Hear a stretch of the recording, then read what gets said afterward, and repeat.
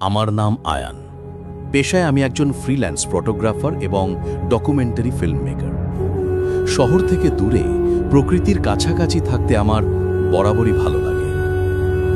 নতুন চাকরি আর একটা বড় প্রজেক্টের সুযোগে আমাকে যেতে হয়েছিল মেঘনার এক বিচ্ছিন্ন চর এলাকায়, নাম চর ত্রিশূল। নামটা যেমন অদ্ভুত, জায়গাটাও ঠিক তেমনই। শহরের কোলাহল থেকে শত মাইল দূরে, বিদ্যুৎ সংযোগহীন, নেটওয়ার্কের বালাই নেই, শুধু টিমে হারিকেনের আলো আর নিশুতি রাতের নিস্তব্ধতা। আমার থাকার ব্যবস্থা করা হয়েছিল একটা পুরনো দোতলা বাড়িতে। এককালে কোনো এক প্রতাপশালী জমিদারের বাড়ি ছিল হয়তো। এখন তার কিছুই অবশিষ্ট নেই। চুন সুরকি খসে পড়া দেয়াল, বড় বড় থাম আর বারান্দা জুড়ে বুনো লতার জঙ্গল। বাড়িটার ভাড়া ছিল অবিশ্বাস্য রকম কম। স্থানীয়রা বাড়িটাকে পোড়ো বাড়ি বলে ডাকত, আর কেমন যেন একটা ভয় মেশানো চোখে দেখত। আমি এসব কুসংস্কারে বিশ্বাসী ছিলাম না, বরং এই নির্জনতা আর পুরনো স্থাপত্য আমার প্রজেক্টের জন্য ছিল একেবারে আদর্শ। প্রথম কয়েকটা দিন বেশ ভালোই কাটল। দিনের বেলা নদীর ছড়ে ছবি তোলা, স্থানীয়দের সাথে কথা বলা, আর রাতে হারিকেনের আলোয় সেই ছবিগুলো এডিট করা। সমস্যাটা শুরু হলো সপ্তাহখানেক পর থেকে। সেদিন ছিল অমাবস্যার রাত। বাইরে ঝোড়ো বাতাস আর টিপটিপ বৃষ্টি। আমি দোতলার বড় ঘরটায় কাজ করছিলাম। হঠাৎ করেই নিচের তলা থেকে একটা অদ্ভুত শব্দ পেলাম। মনে হলো কেউ যেন ভারী পায়ে কাঠের সিঁড়ি বেয়ে উপরে উঠছে। সিঁড়ির ধাপগুলো পুরনো হওয়ায় ক্যাচ ক্যাচ শব্দ করত। আমি ভাবলাম হয়তো আমার দেখাশোনার জন্য রাখা কাজের লোক রহমত চাচা এসেছেন, কিন্তু এত রাতে তার তো আসার কথা না। আমি হাঁক দিলাম, কে? রহমত চাচা। কোনো উত্তর এলো না, কিন্তু পায়ের শব্দটা আমার ঘরের দরজার সামনে এসে থেমে গেল। আমার বুকের ভেতরটা কেমন যেন ছ্যাঁত করে উঠল। দরজার নিচ দিয়ে কোনো ছায়া দেখা যাচ্ছে না। আমি কয়েক মুহূর্ত অপেক্ষা করলাম, না, কোনো সাড়া শব্দ নেই। ভাবলাম হয়তো বাতাসের শব্দ বা কোনো জানোয়ার হবে। আবার কাজে মন দিলাম, কিন্তু কিছুক্ষণ পরই সেই অস্বস্তিটা ফিরে এলো। আমার ঠিক পেছনে ঘরের কোনায় রাখা একটা পুরনো ভাঙা রকিং চেয়ার ছিল। হঠাৎ করেই সেটা হালকা দুলতে শুরু করলো। এবার আমার গা ছমছম করে উঠল। ঘরে আমি একা, বাতাসের জন্য দরজা জানলা সব বন্ধ। তাহলে চেয়ারটা দুলছে কিভাবে? আমি দ্রুত উঠে চেয়ারটা দিকে এগিয়ে গেলাম।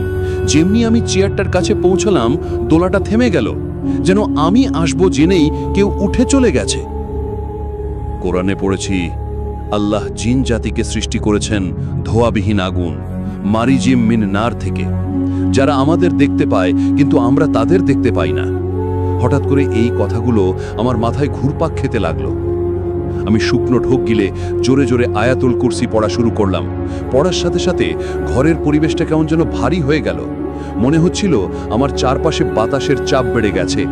কানের কাছে কেউ যেন ফিসফিস করে বলল, চুপ কর। গলার স্বরটা এতটাই শীতল আর কর্কশ ছিল যে আমার রক্ত হিম হয়ে গেল। আমি আর এক মুহূর্ত দাঁড়ালাম না, দ্রুত ঘর থেকে বেরিয়ে নিচের তলায় ছুট লাগালাম। রহমত চাচার ঘরে গিয়ে তাকে সব খুলে বললাম। তিনি ভয়ে ফ্যাকাশে হয়ে গেলেন। কাঁপা কাঁপা গলায় বললেন, বাবু, আমি তোমারে আগেই ইশারা দিছিলাম, এই বাড়িতে আকলা থাইকো না। এইটা আল কারিনের আস্তানা, যে এইখানে থাইকে যায় তার ছায়ার লোকে মিশে যায়। আল কারিন শব্দটা শুনেই আমার ভেতরটা কেঁপে উঠল। সহি হাদিসে অনুযায়ী প্রত্যেক মানুষের সাথে একজন কারিন জিন থাকে, যে তাকে কুমন্ত্রণা দেয়। কিন্তু এই বাড়ির সত্তাটা যেন আরো ভয়ঙ্কর, আরো প্রাচীন। পরের দিন সকালে আমি ঠিক করলাম আর একদিনও থাকবো না এখানে। কিন্তু আমার সবচেয়ে দামি ক্যামেরার ল্যাপটপটা রয়ে গেছে দোতলার ওই ঘরে। ওগুলো ছাড়া আমার চলবে না। অনেকটা সাহস সঞ্চয় করে দিনের বেলাতেই আমি আর রহমত চাচা গেলাম জিনিসপত্র আনতে।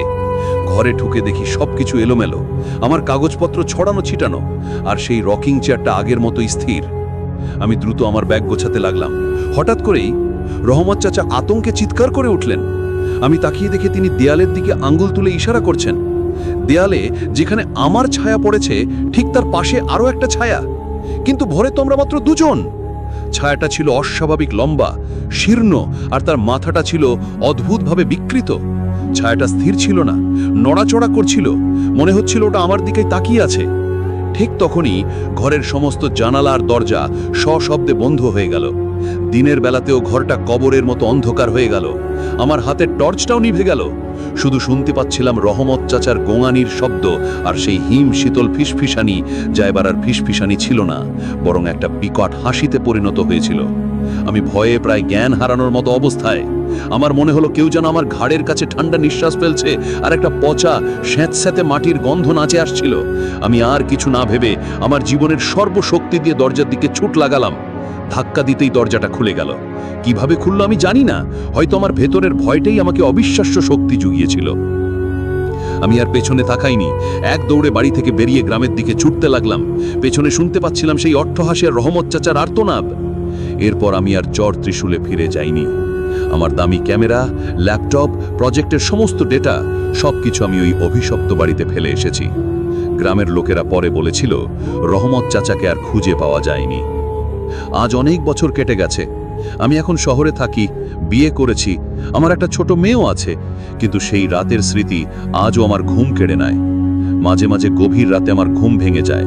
মনে হয় ঘরের কোনায় অন্ধকার যেন আরো বেশি জমাট বেঁধে আছে, আর কানের কাছে শুনতে পাই সেই পরিচিত ক্যাচ ক্যাচ শব্দ, যেন ভাঙা রকিং চেয়ারটা দুলছে। মনে হয় সেই ছায়ামূর্তিটা আমার পিছু ছাড়েনি। হয়তো সে আমার সাথেই চলে এসেছে, হয়তো সে অপেক্ষা করছে সঠিক সময়ের জন্য। কারণ কোরআনে তো বলাই আছে, আমি অবশ্যই তোমাদেরকে কিছু ভয়, ক্ষুধা এবং ধন সম্পদ, জীবন ও ফল ফসলের ক্ষয়ক্ষতির দ্বারা পরীক্ষা করব। হয়তো এটাই আমার পরীক্ষা। প্রিয় দর্শক, এবার আপনারাই বলুন, সেই অভিশপ্ত বাড়িতে আমি যা দেখেছি, যা অনুভব করেছি, সেটা কি শুধু আমার মনের ভুল ছিল, নাকি সেই সত্তাটা আজও আমার ফেরার অপেক্ষায় সেই ভাঙা চেয়ারটায় বসে দুলছে? আপনার উত্তরটা জানতে চাই।